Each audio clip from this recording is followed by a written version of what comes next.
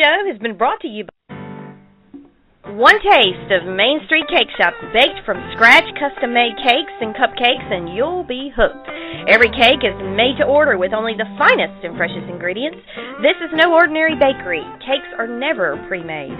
Main Street Cake Shop is in demand, having provided cakes and cupcakes for numerous prestigious events, bridal fairs, and venues. Owned and operated by April Murray, she has garnered many awards for not only her exquisite cake designs, but also for their incredible taste. If you're looking for a cake for any occasion, or cupcakes in a variety of flavors, then Main Street Cake Shop is the place. Visit them on the web at mainstreetcakeshop.com. Good evening, everybody, and welcome to Take Two Radio. I'm Pam, your host, and as always, I have my co-host, Dawn. Hello, Dawn. Hello, Pam. How are you? I'm good. I hope you're well. Of course, and always excited when we have a show to do. And tonight we welcome Suze Lanier-Bramlett. She's an actress, a singer, an activist, a producer, a director, and much, much more. Welcome, Suze. Thank you. It's so wonderful to be here, and Happy New Year to everybody and to my hosts. Thank you. Thank you. And Happy New Year to you, too. Thank you. I think that 2013 is going to be an exciting year for everybody. I hope Seems to so. be starting out on the right foot. I think so. It feels that way to me. I've always been partial to odd numbers too. So. Oh, really? Yeah. When I gamble, I always go for the 3s, 5s, whatever. Oh. So that's funny because my favorite number is 3, and it seems to always work for me. And then also the number 10. So I can't exactly pick the evens or the odds as a favorite since they're both one of each. Right. Okay. So where are you actually located? Oh, I'm in Chicago, and Dawn is in North Carolina. Well, I heard a twang, so I I thought mine will get thicker when Dawn talks. Oh, it's contagious. Oh, yes, that's true. And where are you from? Well, I'm from Dallas originally, but I've lived in Los Angeles since 1974, I think, or 75, and I feel like a California native at this point. Well, I you still have definitely the don't Texas sound like roots. you're from Dallas with their accent too. That I've heard many times. So right, I think you lost it. Well, I think it was kind of necessary. It will seep through, though. Have a glass of wine, and I start talking just like this. Nobody ever talks like me, though. Well, Chicago's the Midwest accent. It's the perfect accent, isn't it? Yeah. It's in between everything, I guess. I don't know, just like we are. I'd like to start with having you talk about how you got started as an actress, and we'll go from there. It's a great question. I was walking through a park when I was about 11, and they were having a little play rehearsal audition, and I thought it was for a little play called Winnie the Littlest Witch, and I decided to audition, and I got the role of Winnie, and I was 11, and it was just a kid's play, but it was so much fun, and I loved being in rehearsal and learning the lines and doing the play. I won an award in Dallas for doing that little play at the Parks and Recreation Center, and it just sparked my passion for working as a actor, entertainer. All of that evolved as a singer and doing cabaret, but that's how it started. And then I actually ended up doing a radio show when I was about 14 or 15 at KBOX Radio, which was a rock and roll station in Dallas, also through sort of an audition. And from having won, that award and being in the theater as a kid, I got to do a radio show, and that really did open my eyes to what it was like to be professional, Well, sometimes the bug will get you early, sometimes it'll get you later. But, it's a good thing it happened with you because you've been in so many different areas of the arts. Yes, I have. The artists that I know, and I mostly, my social circle is mostly, composed of artists, are good in other art forms.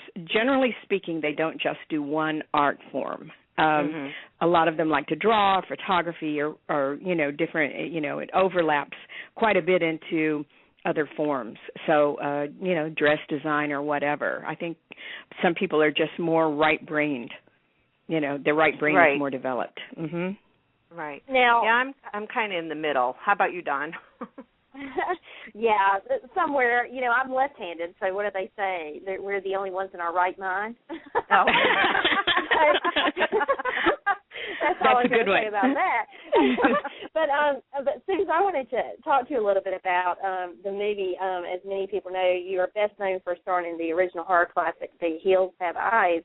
And I have always been curious what it is like to work on a horror film, because I know from a viewer standpoint, it scares me to death. So I can't imagine what it would be like to actually work and be in a horror film. It's kind of, I don't find it being too much different than just being on the set doing a regular movie or a television show, in terms of the fact that you're directed to where your marks are. You've learned your lines a couple of days or the night before.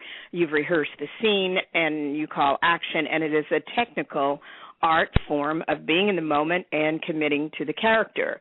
Now, there were a couple of scenes in The Hills Have Eyes that I guess were horrific, but because, the scenes aren't really, definitely not more than 5 minutes long generally. So, you're just in the moment of it. So the most frightening thing for me with The Hills Have Eyes was to actually see the final product. The very first time, it made me, it's a scary movie, and so doing it wasn't scary. It was fun. It was just a lot of fun, and I find the genre, as long as they're done tongue in cheek or with a little bit of humor, almost like we're kidding, this is not really serious attitude, then they can be a lot of fun to actually work in.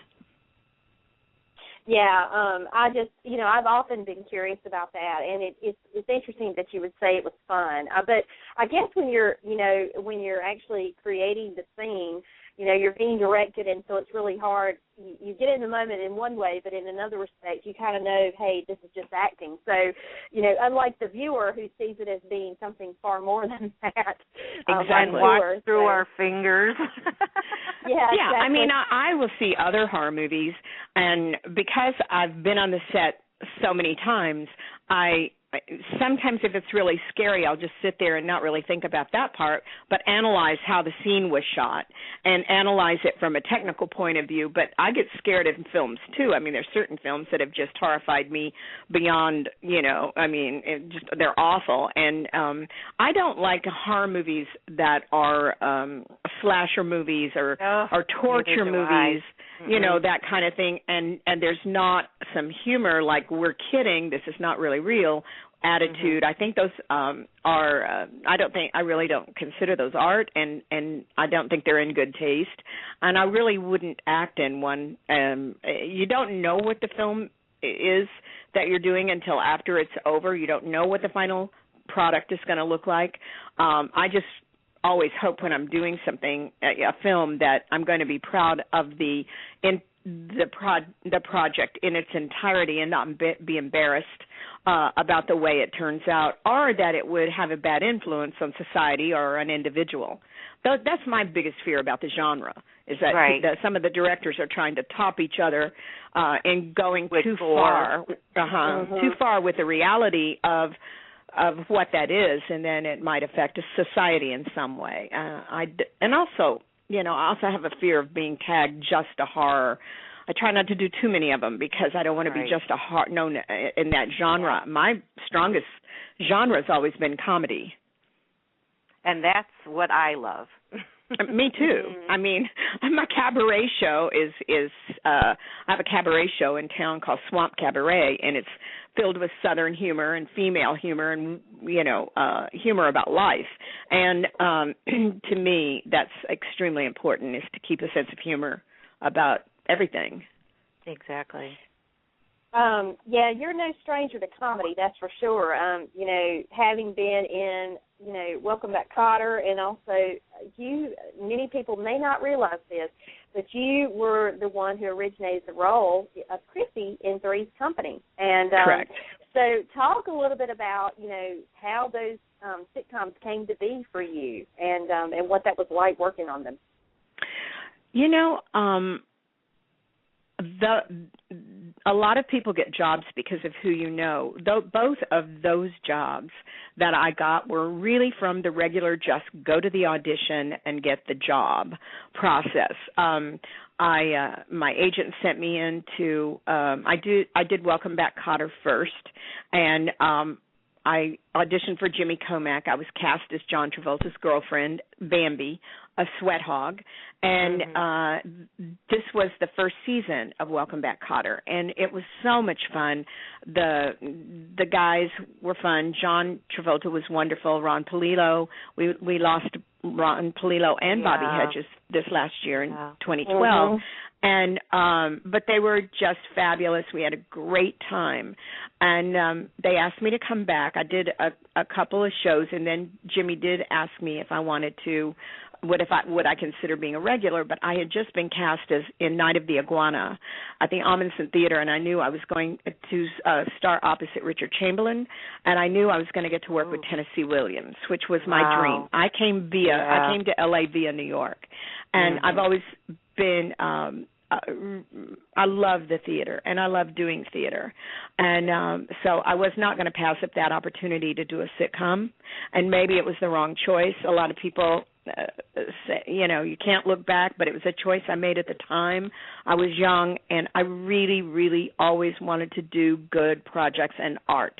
And that was more important to me than being a sitcom star, I guess, at the time. So from Welcome Back, Kotter, Three's Company was in rehearsal already for the second pilot to be shot, and they had let go of the girl that was playing Chrissy. They were already 3 or 4 days into rehearsal, and I'm a very quick study, and so they called me in, and I tested that night, and they had to fly the tape to New York. This is before internet emailing, you know. You know, there was no you send it.